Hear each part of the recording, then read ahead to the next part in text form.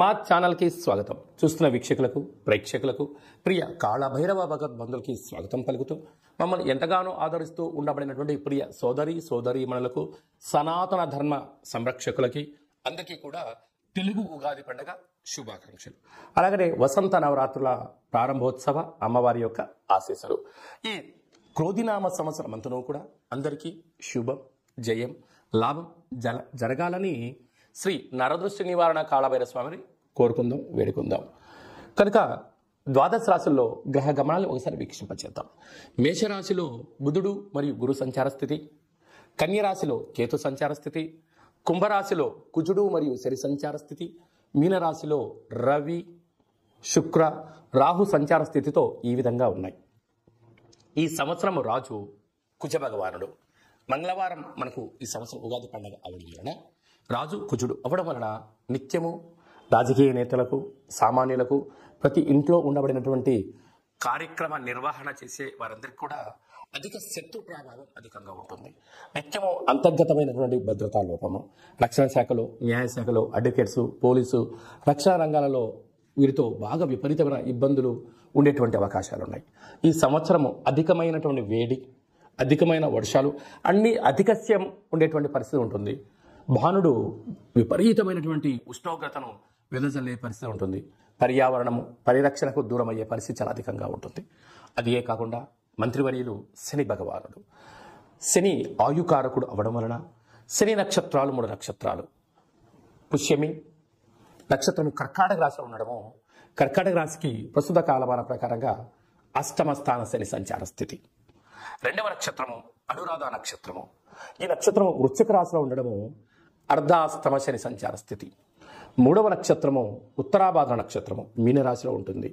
మీనరాశికి కూడా ఏళ్లనాటి శని యొక్క ప్రభావము. అంటే శని భగవానుని యొక్క తీవ్రత ఈ సంవత్సరము చాలా అధికంగా ఉంటుంది.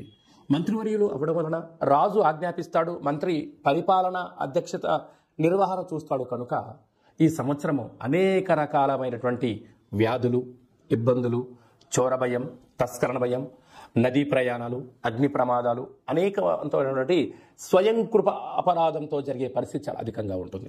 కనుక ఇలాంటి కాల సమయంలో ఈ సంవత్సరం అంతనూ కూడా శని భగవానుని యొక్క ఆశీస్సులు, మంత్రి ఆశీస్సులు మనకు కలగాలి అన్నట్లయితే ప్రధానంగా ఒక వ్యక్తి తన ఎంత బరువు అయితే ఉంటాడో అంత బరువు కలిగినటువంటి ఉప్పును తులాభారంగా చేసుకొని, ఆ ఉప్పును శివలింగ ఆకారంగా ఏర్పాటు చేసుకొని, రుద్రుడి యొక్క నమ్మకాన్ని, శని యొక్క మూలమంత్రాన్ని సంపుటీకరణ చేసుకుంటూ జలంతో ఆ యొక్క శివలింగానికి, అంటే ఉప్పుతో చేసిన శివలింగానికి అభిషేకం చేసుకోవడం వల్ల నీటితోనే ఉప్పు మరణిస్తుంది, నీటితోనే తయారవుతుంది. కనుక సమస్యలు సమసిపోతాయని చెప్పి గమనించాలి.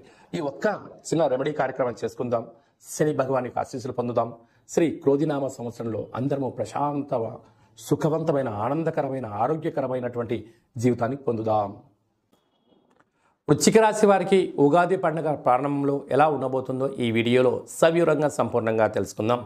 వృశ్చిక రాశి వారికి ఏ నక్షత్రాలు వస్తారగా, విశాఖ నక్షత్రంలోని చివరి పాదం 4వ పాదము, అనురాధ నక్షత్రంలోని 4 పాదాలు, జ్యేష్ఠ నక్షత్రంలోని 4 పాదాలు కలిపితే వృశ్చిక రాశి అవడం జరుగుతుంది. చాలామందికి పుట్టినటువంటి కాల సమయంలో డేటా ఆఫ్ బర్త్లో లేనటువంటి కారణం వలన పేరు యొక్క మొదటి అక్షరాన్ని అనుసరిస్తూ ఆ రాశిని తెలుసుకొని ప్రయత్నం చేద్దాం. అవి ఏ అక్షరాలు అన్నట్లయితే తో, నా, నీ, నో, నే, నో, యా, ఈ, యు అక్షరాల వారందరూ వృశ్చిక రాశి జాతకులే.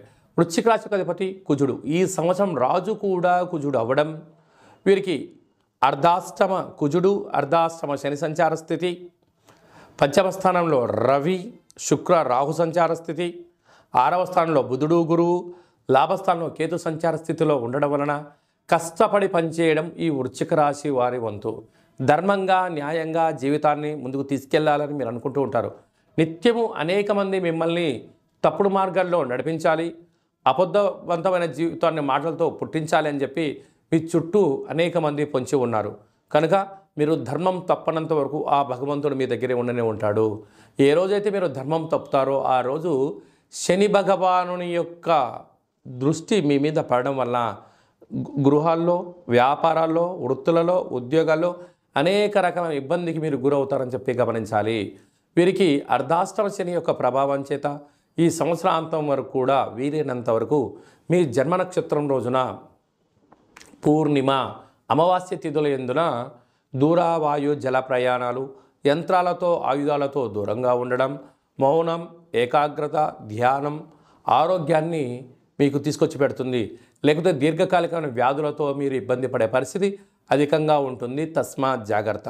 ఇలాంటి కాల సమయంలో మీరు శని యొక్క భగవానుని, శత్రువుల యొక్క ప్రభావాన్ని, రుణ సమస్యలు, రోగ సమస్యలు, కోర్టు సమస్యలు, ఈ సమస్యల నుంచి మనం తొలగించుకోగలగాలి అన్నట్లయితే మీరు ఎంత బరువు అయితే ఉంటారో అంత బరువు కలిగినటువంటి ఉప్పును తులాభారంగా చేసుకొని ఈ యొక్క ఉప్పుతో శివలింగాకారంగా ఏర్పాటు చేసి శని యొక్క మూలమంత్రాన్ని, త్రయంబక మంత్రాన్ని, రుద్రుడి యొక్క మంత్రాన్ని సంపుటీకరణ చేసి జలంతో మీరు అభిషేకం చేసుకున్నట్లయితే నీటితోనే ఉప్పు పొడుతుంది, నీటితోనే మరణిస్తుంది. కనుక సమస్యలను జయించే మనోధైర్యము, ఆ శక్తి మీకు కలుగుతుందని చెప్పి గమనించాలి.